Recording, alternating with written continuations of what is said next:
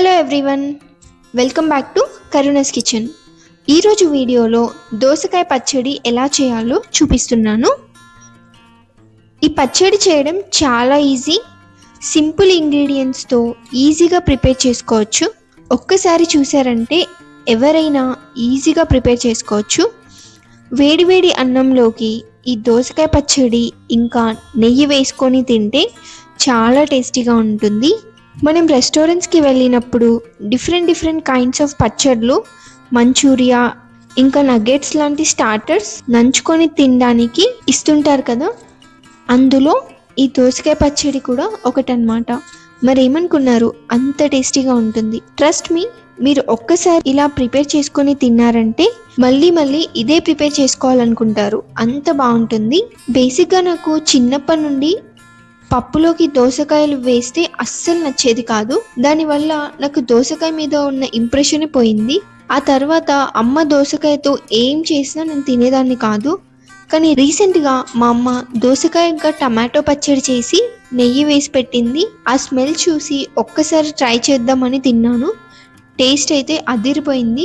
ఇంకా మళ్ళీ ప్రిపేర్ చేసుకోవడం స్టార్ట్ చేశాను. మీలో కూడా ఎవరికైనా ఈ దోసకాయ నచ్చని వాళ్ళు ఉంటే ఇలా ఒకసారి ప్రిపేర్ చేసుకొని చూడండి, మీకు ఎలా అనిపించిందో కామెంట్ చేయండి. ఇక లేట్ చేయకుండా ఈ టేస్టీ దోసకాయ పచ్చడి ఎలా ప్రిపేర్ చేసుకోవాలో చూద్దాం. ఫస్ట్ ఒక మీడియం సైజ్ దోసకాయని ఇలా చిన్న ముక్కలుగా కట్ చేసి పక్కన పెట్టుకోవాలి. అలాగే ఈ దోసకాయకి సరిపోయేలాగా ఒక 4 లేదా 5 మీడియం సైజ్ టమాటోస్ ని తీసుకొని కట్ చేసి పక్కన పెట్టుకోండి. ఇప్పుడు స్టవ్ పైన ఒక కడాయి పెట్టి ఆయిల్ వేసి అందులో కారంకి తగినట్టుగా 10 నుండి 15 పచ్చిమిర్చిని వేసుకొని దోరగా లో ఫ్లేమ్ లోనే వేయించుకోవాలి. ఇలా పచ్చిమిర్చి దోరగా వేగిన తర్వాత ఇందులో ముందుగా కట్ చేసి పెట్టుకున్న దోసకాయ ముక్కల్ని వేసుకొని మీడియం ఫ్లేమ్ లోనే మగ్గించుకోవాలి. మీరు మరీ హై ఫ్లేమ్ లో మగ్గించుకున్నారంటే మిర్చి ఇంకా దోసకాయ ముక్కలు మాడిపోతాయండి.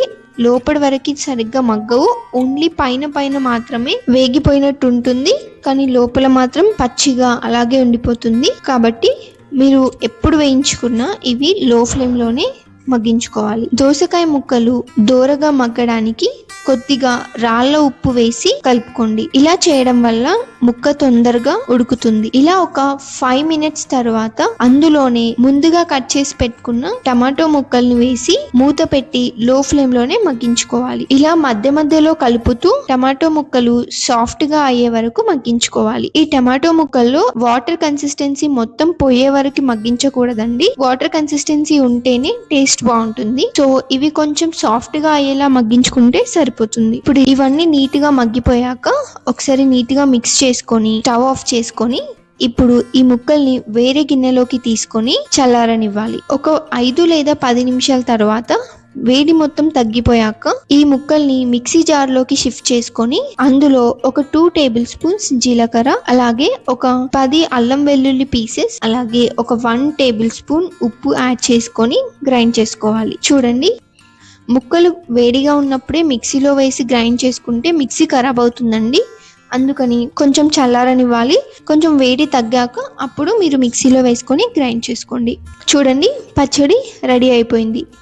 ఇప్పుడు ఇది వేరే గిన్నెలోకి షిఫ్ట్ చేసుకొని ఒకసారి టేస్ట్ చూసి ఉప్పు సరిపోలేదు అనిపిస్తే ఉప్పు యాడ్ చేసుకొని మిక్స్ చేసుకోండి. అంతే అండి, టేస్టీగా ఉండే దోసకాయ పచ్చడి ప్రిపేర్ చేయడం అయిపోయింది. ఇది వేడి అన్నంలోకి నెయ్యి వేసుకొని తిని చూడండి, చాలా బాగుంటుంది.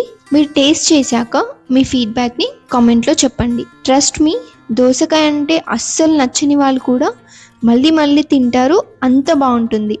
అందుకే మీరు మీ ఇంట్లో తప్పకుండా ఈ పచ్చడి ప్రిపేర్ చేసుకొని చూడండి.